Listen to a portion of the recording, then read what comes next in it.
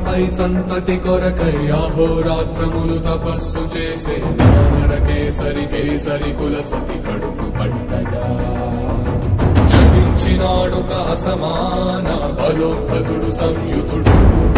అంజనాసుతుడు పవననందనుడు.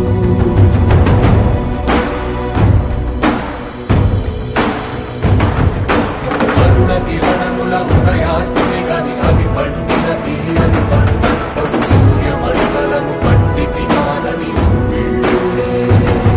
తను దేహం నాటున రవి మరుగై జగము చీకటై మారా.